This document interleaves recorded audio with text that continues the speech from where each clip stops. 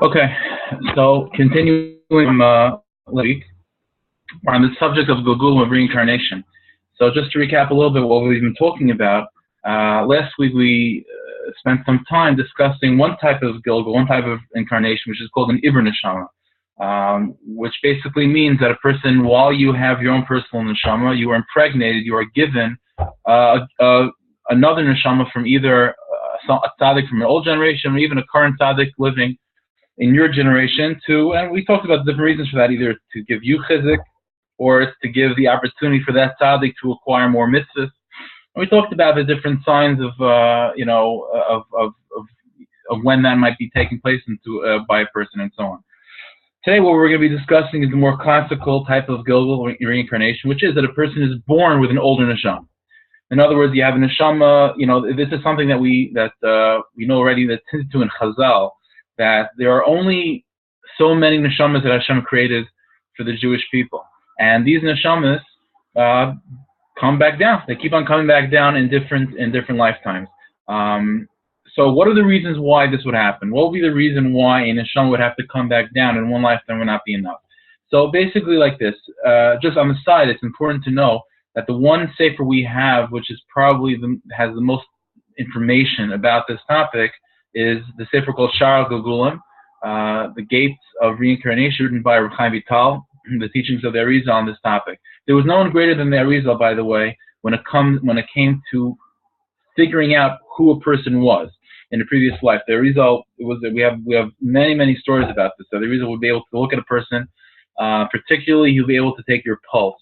And from your pulse, you'll be able to tell exactly who you were and what exactly your mission was in this lifetime. So what are the reasons that the Arizal gives for a neshama to come back down? So basically, there's many reasons, but basically it boils down to about 5.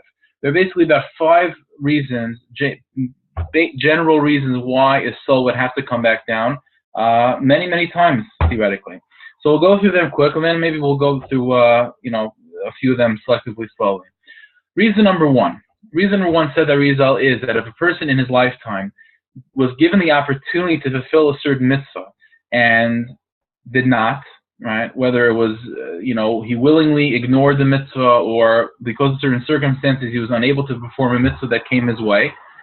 So the Arizal taught that if it was an important enough mitzvah that he didn't ever fulfill later on in his life, or was a certain opportunity which never came again, said the Arizal, that's a reason for his neshama to come back down. That'll be reason number 1. Again, an opportunity, a mitzvah that came your way, a positive mitzvah that came your way, and the person was for whatever reason, did not grab the opportunity to fulfill that mitzvah, he's going to have to come back down. Now, the Arizal taught in that situation, it's fascinating. The Arizal taught that in that situation, if a person is coming down for the reason of being able to be given, to basically fulfill that mitzvah which he missed out on in his first lifetime, the Arizal said, the words of the Arizal is that in the second lifetime, when he's sent back down, he's going to be rachuk ma'avera. He's going to be naturally inclined to stay away from sinning, because his mission in this lifetime, in that second lifetime, is not necessarily to deal with the Yetzer Hara, in all the different facets that we confront, that we deal with. His specific thing is to be able to accomplish that mitzvah. And therefore, said the Arizal, obviously he has free will and he'll be able to mess himself up, there's no question about it. However, he's naturally going to be less inclined to do averos than other people, because that's not his thing. That's not his purpose in life, to deal with averos. His purpose in life is to deal with mitzvahs, and one particular mitzvah, in particular.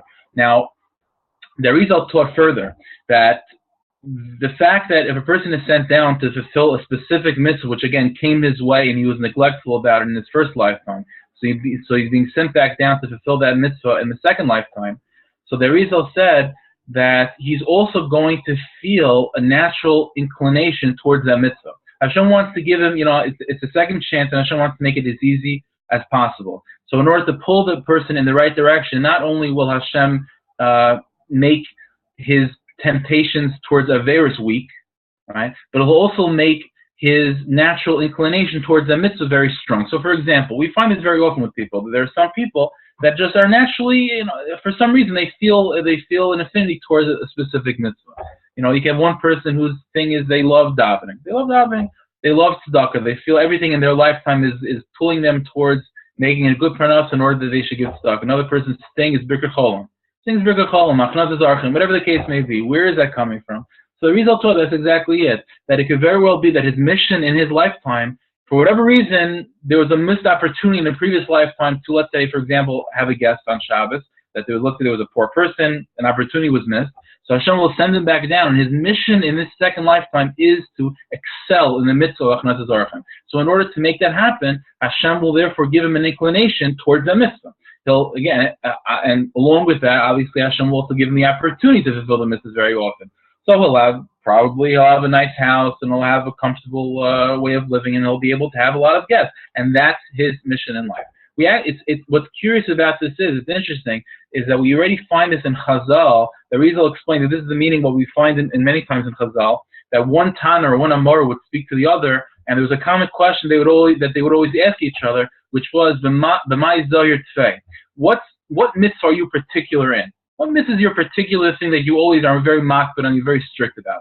So the Rizal told what that question was asked, what they were asking with that question was not just a curiosity, what do you enjoy doing, in your off time? What the Rizal explained that question was that one Tana, one Amar was asking his friend, what do you feel is your tachlis in life? What do you feel is your specific mission in this lifetime as far as mitzvahs are concerned? What mitzvah attracts you the greatest? And what's particularly interesting is that very often the answer that was given by these Tanaim and Amoraim, we would expect the answer to be learning, right? That's when we think of Rabbi Kiva, when we think of Rabbi Yochanan Zakkai, we think about the Talmud Chacham. And therefore, if we had to take a wild guess, what the purpose, why were they sent down to this world? What was their specific mission? What mitzvah? You'd say the mitzvah of learning. But very often, it's very interesting that when they responded to these questions of B'mai Zohar Tzvei, what are you particularly careful about? The answer very often is strange. I mean, one particular Gemara, you have one Amora who's, throughout the entire Shas is always, referred to, he's always talked about as far as his learning. And when he responded to this question of B'mai Zohar Tzvei, what are you careful about? His answer was Matanas Lavyonim, which is interesting. Which according to Arizal means that he was responding and saying that even though it's true that, obviously I spend most of my time learning and teaching and so on, but there's a specific area of mitzvahs that I feel particularly drawn to and I feel particularly careful with, and that's Matanas Lavyonim. And that was his way of saying that at least that's partially why he was sent to this world. Another person responded that his mitzvah was, again, tzedakah.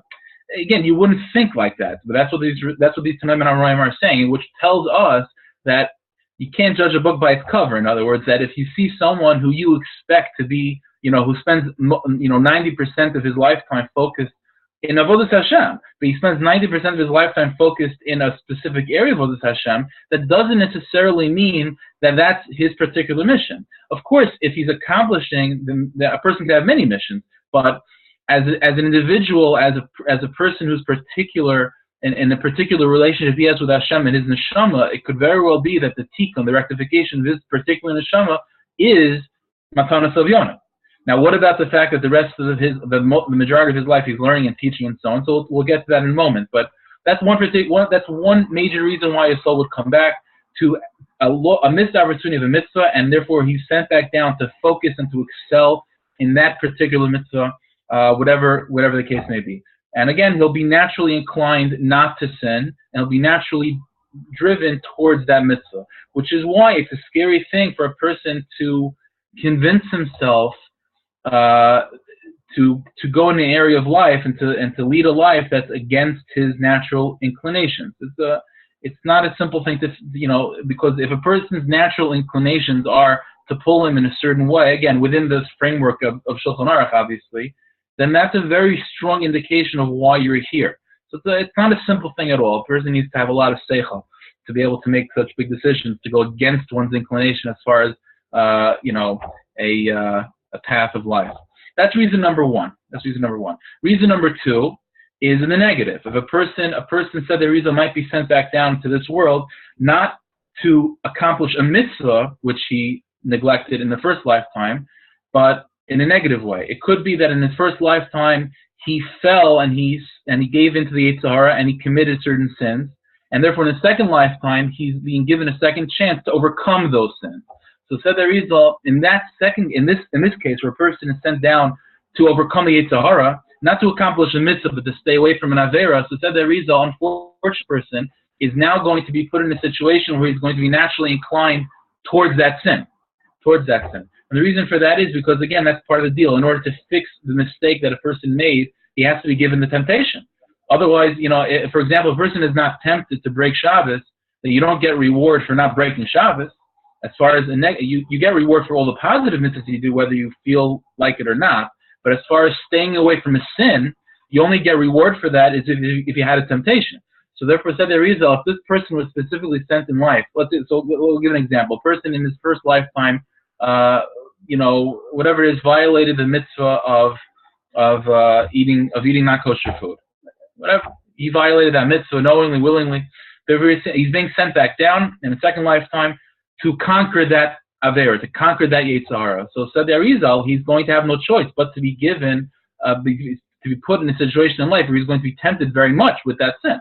And therefore, every time he's confronted with that sin and he wants to give in, therefore his mission is to overcome that. Again, this also gives a person chizuk. Very often we find this within ourselves. So there are certain areas of Yiddishkeit where we feel ourselves in a negative way being drawn to certain sins and certain smallnesses and stumbling blocks more than other people. And we look at our neighbor and say, like, that guy doesn't seem to have a problem with this, and I'm the disgusting Russia that's constantly suffering with this issue of this Yetzer Hara, even though the rest of my Yiddishkeit seems to be great. The answer is that that's not that you're a bad guy. It means that you're being given a particular mission in this lifetime to accomplish and to overcome that sin. Why that sin? Okay, so it could be in a previous lifetime the person stumbled in it. But now, in order to give you the opportunity to fix that and to accomplish what you need to accomplish, therefore you're being tested and you're being tempted in that, and that can last an entire lifetime. Now, there's a fascinating teaching from Rav Tzadok about this in this area, and this is something it's hard. I'm saying this over, but it's something that needs a lot of even maturity to hear. The Rav Tzadok said that very often a person has a certain area, a certain Yetzer Hara that he struggles with his entire life, and he never really truly overcomes it. Every once in a while, he controls himself. Other times he gives in, but he never really overcomes the obstacle. So Rav Tzadok said that person might look at himself as a failure. However, says Rav Tzadok, it's a very amazing thing. Rav Tzadok says that very often, I shouldn't say very often, but it could happen where Hashem sends a person down to struggle with the Yetzer Hara, as for example, eating non-kosher food, whatever the case may be. And Hashem's plan is that he should never truly overcome that obstacle. His tachlis is to fight. His tachlis is to fight and do the best he can. But will he ever truly be given the strength to be victorious over the Yetzer Hara? Not necessarily. So again, you could abuse that knowledge, and therefore you could not fight as hard. But Rav Tzadok is saying is that there is such a thing. A person is given a life where his job is just to fight and to struggle, and it's a sad thing, but that's his purpose in life. And therefore, if he doesn't ever overcome in his mind, he doesn't think he's overcoming. That's not a failure. You're doing the best you can. That's all you're expected to do. That's all Hashem expects you to do. And that's all Hashem wants you to do. He wants the person to struggle. There's such a thing. So that's reason number 2 why a soul will be sent down to a second lifetime. So again, either to accomplish a mitzvah that was missed, or to overcome the Yetzer Hara that was victorious in a previous lifetime. Reason number 3, again, I'm just going through them, and then obviously if there's any questions, for sure. Even if right now there's any questions, you could type in. Reason number 3 why a person will be sent down is not for his own personal rectification. It's not because his neshama is missing anything. He fulfilled all the mitzvahs he could. He overcame all the Yetzer Haras. He's being sent back down particularly just to help other people. There's such a thing. The Rizal taught in such a person, said the Rizal, these words are very strong. The Rizal said he's muftach, he's guaranteed that he will not sin in his lifetime. What does that mean? Don't you know that everyone sins? I don't know. But that's the Rizal said that he's guaranteed he will not sin, at least to a strong degree.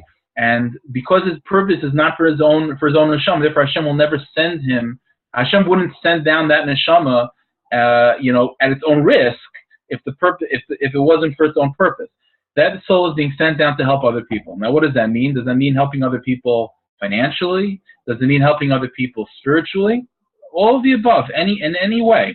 There are a few examples of people like this. The Arizal himself said about himself that he was sent down purely to teach Ruchai Vital. And he said he wasn't here that lifetime of the Arizal. He said, I'm not here for anything, to fix anything in my soul, and I'm not here to help other people. I'm here for one thing, which is to help Ruchai Vital. And that's why the Arizal was very strong, that he wouldn't necessarily teach other people. He would only teach Ruchai Vital, and he swore to Ruchai Vital that anything he asked, he would reveal, and so on. Many stories like this. Now, it's interesting, those people that are sent down to help other people, generally speaking, become very, very big tzaddikim. Because again, like I said, from the Arizal, they sort of guarantee that they won't sin. So therefore, they're going to be much more inclined to become big tzaddikim, and they will help other people. Now, just on the side, it's an interesting thing. The Noam Melech taught this. Rav Melech Lezhensky said that sometimes you have a person, you have, let's say, two rabbis, right? Two very smart, intelligent, learned rabbis. But one is very good at giving advice. Always has his, always seems to hit the ball on the head, knows exactly the way people are thinking, the right thing to say, and the right person to tell it to, and so on. And then you have another rabbi who knows the same amount, as equally tzaddikim, but he just doesn't give good advice. It could be he's particularly bad at giving advice. Where does that come from? So it's also related to this. The Noam Melech taught that if a tzaddik is a tzaddik for the first time, so for example, in his previous lifetime he was just a regular guy, and this lifetime it's the first time where he's becoming a tzaddik, said the Noam Melech, very often he will not have the strength of giving good advice. However, said the Noam Melech, if he was a tzaddik in his previous lifetimes, and now he came back again for the purpose of helping others, and he becomes a tzaddik again, said the Noam Melech, he for sure will have a strength of giving advice. And the reason for that is because as part of his reward of being a tzaddik in the previous lifetime, he was given certain vision between the lifetimes. When he passed away in his first lifetime, and that vision that he was given in heaven gives him a certain clarity when he comes back down.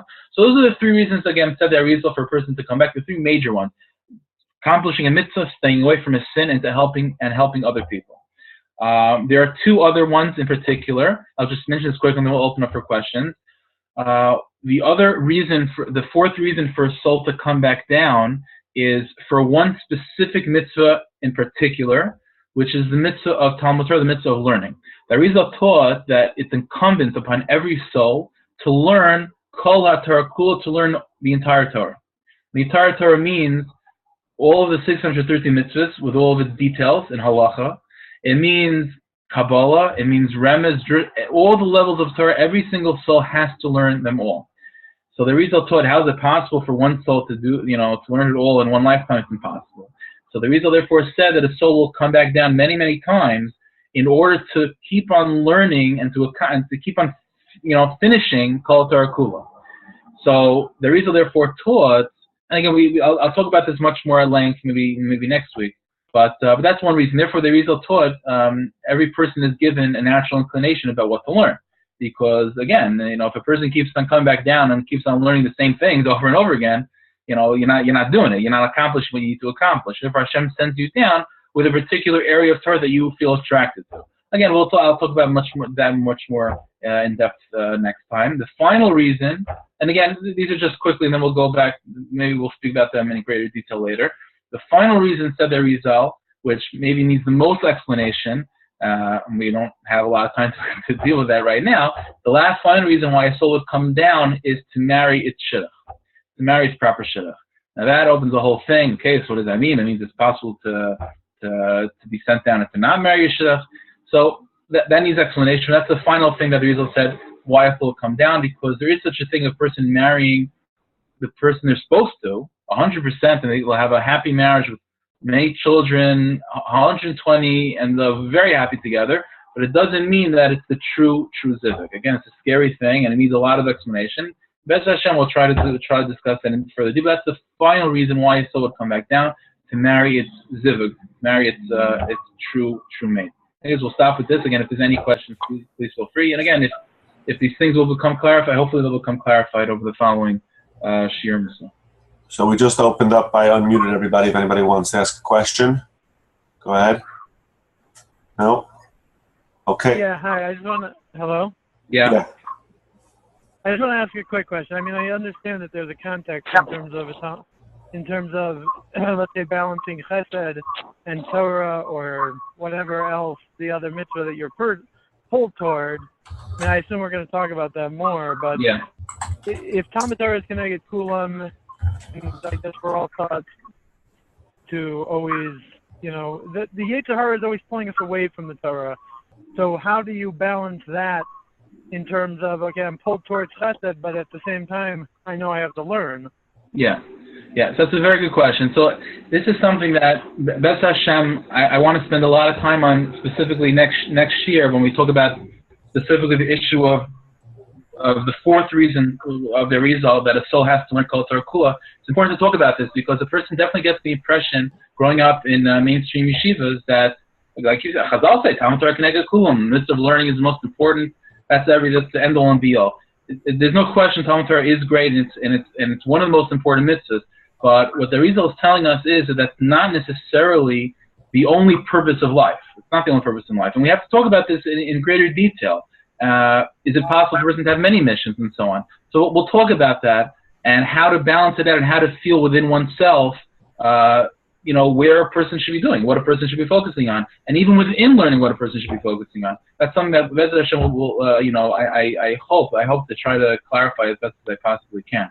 But I don't mean to push you off, but I think we'll be able to. I hope to be able to try to clarify that. Anybody else? Yeah. Are Gilgulim only by Yidden or also?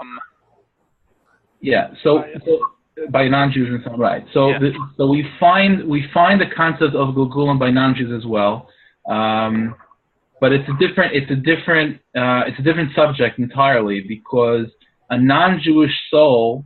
See, non-Jews have souls, but it's a different group. It's a different species, really. It's a completely different ballgame. The soul of a non-Jew will be reincarnated, not so much for its own personal either rectification or its own personal connection with Hashem. Non-Jewish soul will be reincarnated because of its relationship with Jews. Let me clarify a little bit. There is a teaching from, again, the Arizal, and Baal Shem Tov even talked about this a lot as well, that every single Jewish neshama has its non-Jewish soul counterpart. So it's interesting. That's why Chazal say that if a person is zoch, if a person is worthy, he's able to take his portion and his friend's portion in Gan Eden. Chazal say such a thing. So the Baal Shem Tov taught that means that you're able to take your portion and the that non-Jew out there, that's your counterpart, that's your opposite. That's the embodiment of your Yetzer Hara. You get his portion as well. We have a few people in history that have revealed who their opposites were. For example, the Baal Tanya said that his opposite, the non-Jew that corresponds to his soul, that embodies everything that he has to fight against, was Napoleon. Baal Tanya said that, such a thing. The Baal Shem Tov also said that his opposite was some cardinal in Poland. So I don't remember the guy's name, but some cardinal in Poland. Now, what does that mean? So again, it's a big topic. But what that means is that just like a neshama, just like a Jewish neshama is the embodiment of all holiness and godliness and everything that a person is supposed to accomplish and so on, the Yetzer Hara also has its embodiment. The Yetzer Hara also has its embodiment, and that your opposite that